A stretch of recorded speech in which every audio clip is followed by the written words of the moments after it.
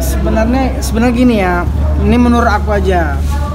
Mungkin pelatih dari timnas ini lebih memikirkan untuk di ronde 4. Jadi mungkin dia mencadangkan atau lebih dibilang sama pemain-pemainnya santai aja, ini kita udah lolos. Mungkin ini menurutku.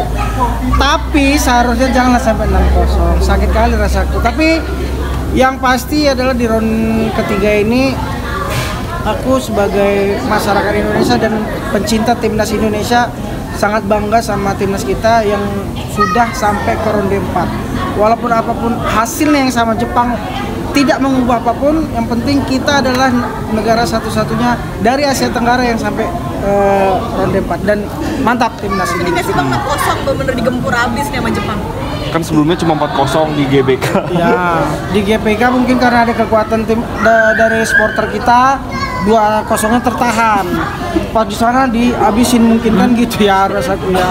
Dan juga mungkin entah karena cuaca atau baru kelelahan dari China pas kemarin. China. Nah mungkin juga waktu pas lawan Australia itu pemain-pemain yang kayak Takefusa Kubo itu nggak dimainin. Nah waktu pas lawan Indonesia tuh kayak serius sekali. Jepang kayak menunjukkan kekuatannya kan.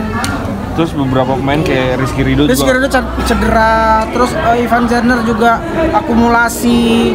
Ya jadi menurut aku aman lah 6-0 nggak sampai 12-0 tuh udah aman itu. Udah aman itu. Jepang ya kan. Jepang secara lagi. Itu dia kalau di Asia nomor 1 loh. Ya kan? Jadi kita di Asia Tenggara aja ketiga. Jadi ya aman lah 6-0. Aku juga suka Indonesia rada ngap-ngapan untuk ngimangin Jepang nih. Ya kita tahu semua kan pemain-pemain Jepang tuh udah di Eropa sejak dari Hidetoshi Nakata. udah lama gitu, dan mereka tuh selalu konsisten di Piala Dunia tuh selalu ada kan dia di hampir selalu ada. Asia selalu ada dia kan. Dampingnya tuh Korea Selatan sama Arab Saudi biasanya. Jadi kalau ada orang yang bilang aduh Patrick Kluivert nggak terbukti bla bla bla, udahlah aman, lawan kita tuh Asia juara 1. Udah paten itu gitu. Ngap-ngapan mungkin ya. Kan ngap juga lawan Cina kemarin kan. Ya, udah ganteng lah itu Patrick Kluivert. Bang Lolo nih ada di media Itali lagi dihujat nih sosok Jaides karena katanya terlalu mengglorifikasikan seorang Jaides. Mungkin menurut Bang Lolo sendiri seperti apa sih? Apakah memang salah kita terlalu kayak gitu membanggakan seorang kapten yang gimana bilangnya ya? Indonesia ada pemainnya di Serie A, ya wajar kita wah udah wajar. Nah mungkin media Italia merasa siapa dia? Di Venezia udah degradasi, masa terlalu diginikan? Ya menurutku, ya kau Del Piero pemain kau, ya kau Inzaghi, aku JIJ sudah bangga lah, itu wajar itu. Media Italia itu yang mungkin melihatnya kita menggebu-gebu, netizen kita kan mantap. Nah, Indonesia lolos nih, tapi tetap lolos. Lolos ke ronde 4 dan di ronde 4 pasti lolos ke Piala Dunia, aku yakin kali. Kenapa yang buat yakin Bang Lolo? Itu udah jadi tim aja. Apa yang membuatmu yakin? Di 4 lolos nanti. Karena mimpi. Mimpi yang sangat besar. Mimpi yang sangat besar, dan mudah-mudahan kapan lagi ini udah di ronde keempat, kesempatan yang mungkin jarang dan berat.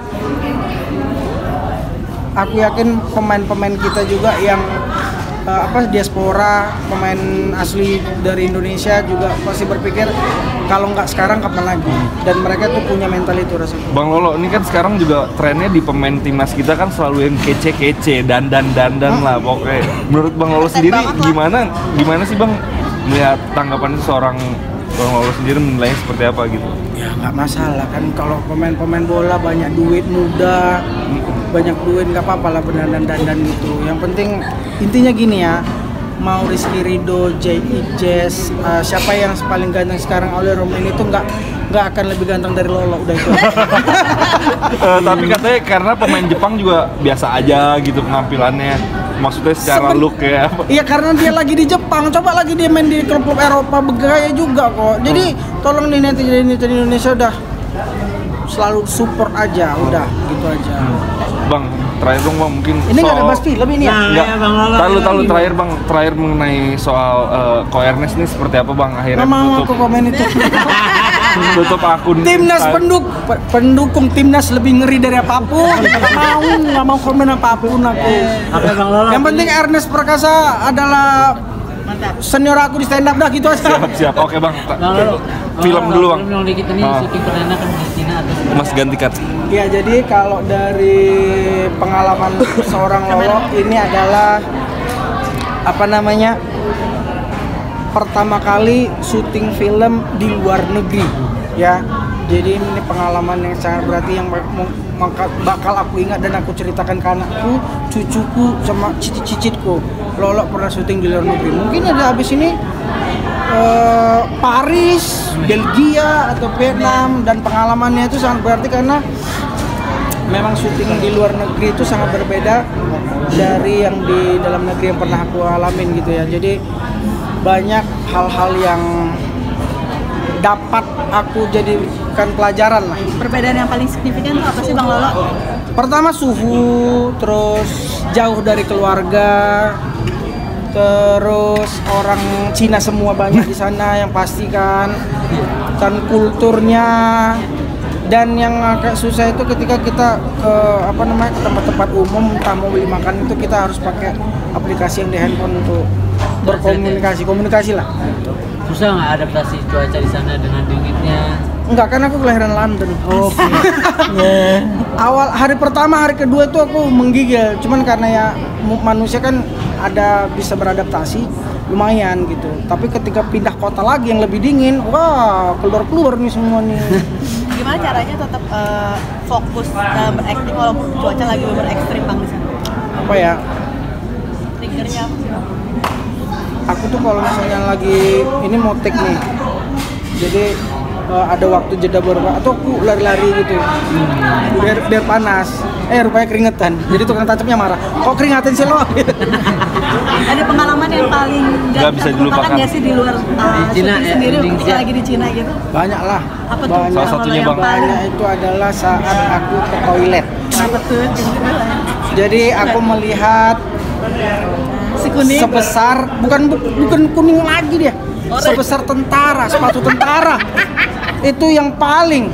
Jadi gini, aku melihat Cina itu adalah negara yang sangat maju, infrastrukturnya, transportasinya, ekonominya, budayanya itu bagus sekali loh. Aku nggak nyangka aku segitu gitu. Tapi dalam soal itu aku masih bangga dengan orang Indonesia gitu. ya, karena mungkin ini kan di kota Xi'an ya, mungkin aku kejebak di suatu tempat itu, nggak tahu ya di semua, entah di Beijing dia mungkin bersih kan, kita nggak tahu lah. Kalau itu di mananya tepatnya tuh? Di mana tepatnya? Nggak ingat aku, jangan diingat lah. Ya Allah. Dan tuh reaksi setelah itu apa lalu? Reaksinya gini. Wow, sepatu ya. Lo tapi di sini perannya jadi siapa sih lo dan seperti apa lo? Aku ini jadi Victor, dan Victor itu adalah kalau dari secara segi film yang menurutku ini kalau kalian nonton Lost in Indonesia ya, salah ini ceritanya tuh ya drama sedih. Nah si Victor ini adalah si tukang balance-nya gitu, jadi penonton sedih, ketawa, tapi nggak terlalu banyak, jadi cuman penyeimbang aja gitu. Dan di sini Victor itu adalah orang yang membantu si Aisyah untuk mencari seseorang yang dicarinya. Jadi orang Cina tuh? Si Victor? Enggak dong, Orang Indo. dari Indonesia gitu. Dia itulah. Ya, kalau aku cerita spoiler jadinya. Katanya banyak improve juga ya bang di film tersebut bang. Lolo Disuruh sendiri. improve sama Pak Guntur, tapi aku bilang sama Pak Guntur, Pak, ini filmnya drama bagus, tolong jangan karakter Victor ini mengganggu momen dari ceritanya. Jadi aku akan melakukan improve atau apapun, tapi minta tolong kalau nanti di pas editing kurang, potong-potong aja nggak apa-apa. Aman. Aku karena ini filmnya bagus, jadi aku takut momen si Victor tuh ngerusak. Tapi tadi kan udah nonton full movie-nya, itu seperti apa tadi? Gimana bang reaksinya? Tanggapan kamu Aku sendiri? ganteng loh. Dari hal apa Bang? dari Ya, nggak kalau tahu kata diterusin anakku lagi. ganteng pokoknya dari semua gambar-gambarnya dari Pak Guntur itu sangat, ini aku kan ikut ke tempat syutingnya, tapi waktu pas digambar tuh aku wah kok cantik kali, kok indah kali, dan ternyata scene-scene yang aku nggak tahu, yang walaupun reading pas aku lihat di situ berhasil di kalau bahasa keren implementasikan sama pemain. Wih, sok keren lo bahasa kau. Sinematografi dibantu AI gak sih bang? Kan gambar-gambarnya bagus banget tuh. Ah. Sinematografi dibantu AI juga nggak sih itu? Nggak tahu kalau itu, cuman aku yang bantu gitu, yang gini gitu ya. Udah kasihan udah. Gimana? Oke. Ya jangan lupa untuk kalian semua yang ada di seluruh Indonesia nonton Assalamualaikum Beijing 2 Lost in Ningxia tanggal 19 Juni tahun 2025. Jangan lupa. Ni hao.